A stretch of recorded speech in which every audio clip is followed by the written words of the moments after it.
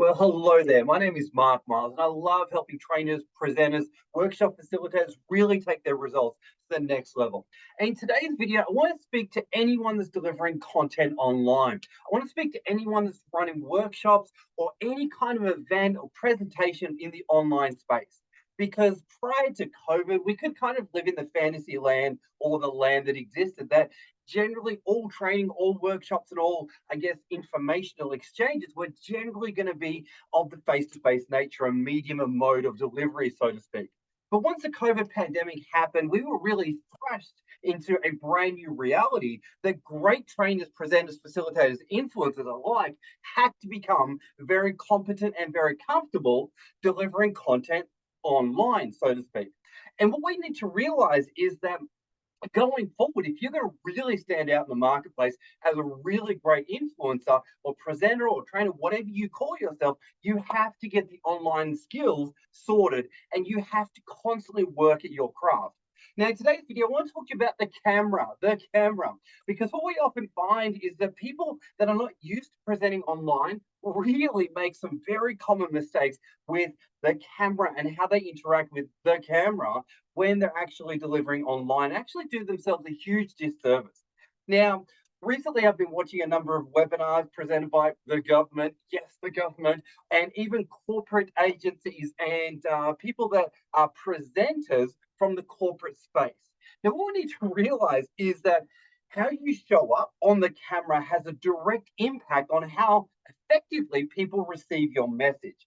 And the things I'm going to share with you today in this video are the four biggest mistakes that I see presenters making in regards to camera work, so to speak, when they're delivering a presentation. So highly recommend grab a pen, get ready to write. And no matter where you are at with your online presenting journey, these are some things that you really need to think about and focus on if you really want to have an impactful message. So number one, first thing I really want to talk about is, where is your camera? Where is your camera? Now, that's a bit of a strange thing to say, but when we don't think about our setup, we sometimes find people that have got a camera set up on another monitor and they are looking over here, but their presentation's over here, and they're looking over there, and they haven't actually got the realization that the camera that they're looking at is what the audience receive. So they may be looking all over in different places, but someone's seeing them. Or they've got their back to the camera because they're looking at something else. So I really want to encourage you, realize that wherever you're looking at the camera lens is where people will see you. And if you're looking away, immediately there is a disconnect. Immediately rapport is broken. So I really want to encourage you to realize, put the camera or put the laptop that has the camera on it right in front of your face and make sure that you're looking at it. And I recommend that you put your laptop camera in front of you, then you have other monitors behind you so that you can have other documents ready to go if you need to show anything or you need to look at your notes. But that brings to the next piece, which is notes. How do you actually deal with your notes? What I highly recommend that you do is have a printed copy of your notes and have it behind the laptop so that you can be looking at your notes but not looking away. Because as soon as you look away, as I've already said, you're going to break rapport and you're going to break connection with your audience. And really great presenters have great presence. They're able to really connect with the audience and they're able to really tune in to what's going on. So just be very aware of where are your notes. And particularly if you are showing slides or anything like that, have your notes printed. So if anything goes wrong and you can't access anything, you can still keep going with your presentation. Now, next one is a bit of a funny one. And you don't see this too often, but unfortunately, it's still out there. And let me demonstrate it for you. Yes, it is the one of being way too close to the camera. Now, I present online many times, and I've often seen it more so from audience participants that they'll often be very close to the camera and they will hesitate to actually step back. Okay. Now, if you are a presenter, if you're presenting online, yes, sound is important. And the best way to get around that is to have a lapel mic or have a headset so that you can step away. Yes, we all know that the microphone is in the computer and you need to be close for people to hear you. But if you're presenting online, just be very aware of how close you are to the camera because sometimes people see your nostril hair, they don't want to see it.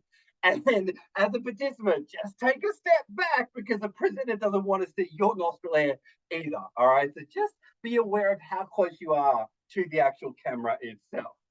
Number 4. Okay. Now, this is a bit of an advanced tip, but this is about the idea of letting go. One thing that I really struggled with when I first started out presenting online was, are people paying attention? What are they doing when they're listening to me? How are they hearing my message?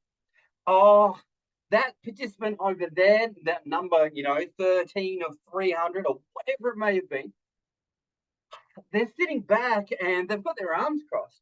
Or Mr. Whatever over there, he's actually looking away. He's got his dog in the background and something's going on for him.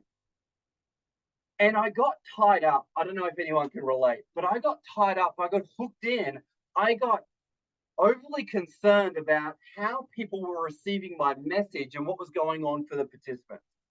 And I needed to shift. I needed to shift to a higher level intuition. And one of my mentors mentioned the importance of ESP.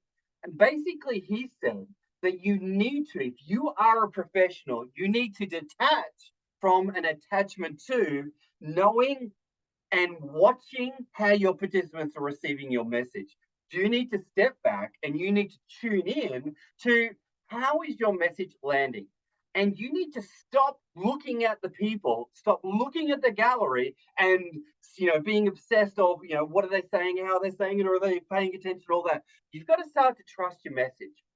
And you've got to shift to going, okay, cool. I'm going to deliver a great message. I'm going to watch the chat box and see how people are reacting or responding in the chat box, and maybe even get someone else to take care of that. But I'm going to respond in the most intuitive and most empowering way I can by going, all right, cool. I'm going to deliver some content and maybe even advanced tip, actually stop looking at people. The only thing I really care about is my deep connection with that camera lens. Because I know that the deeper I connect with the camera lens, I'm essentially extending myself into the ether and into the person on the other end of that camera lens. And when you find that you really focus and keep yourself present, you're going to get even more attention back from your audience. The more questions you ask, the more you get people to respond, the more you get people to raise their hand or put a response in the chat box, the more people are actually going to interact with you. So I really want to encourage you to actually stop worrying about what people are doing in the background. Stop worrying about what you can't control. Stop worrying about what people are doing in the gallery. And if you have to, move something across so that you can't see their faces. And I know it's an advanced tip, but start to really be present for your audience. How do you do that? Get even more conscious of looking at that camera lens. And if you have to, put a little arrow and remind yourself to be looking at that white dot. Just get into the place of going, yeah, it's just like phone coaching. It's just like, I can't see the person on the other end, but I'm going to trust my intuition. I'm going to trust my ESP and I trust that my questions and my content is landing and landing well. All right.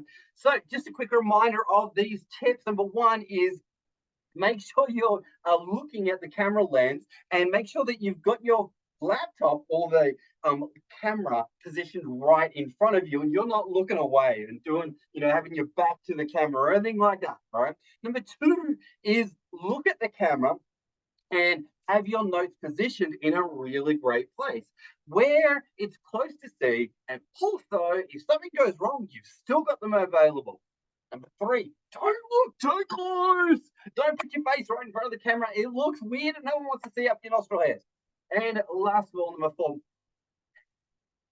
don't be focused on the gallery, focus on the camera lens. And you'll find that there's a radical shift and people really connect with you and your message at a much deeper level. All right. So I just really wanted to share these because when you're first starting out presenting online, it can take a while to get used to Zoom or Teams or whatever platform you use. But these four things, they seem like confident, common sense. But unless you get them sorted, yeah, you can kind of come across as a bit of an amateur or someone that's not really comfortable with it. But the more you just get these four things sorted, the more you're going to really expand your influence on your marketplace. Thanks so much for watching, team. Don't forget to like, comment, share, get the video out there, and hopefully we see no more nostril hair. On that note, folks, thanks for watching, and we'll see you on the next one.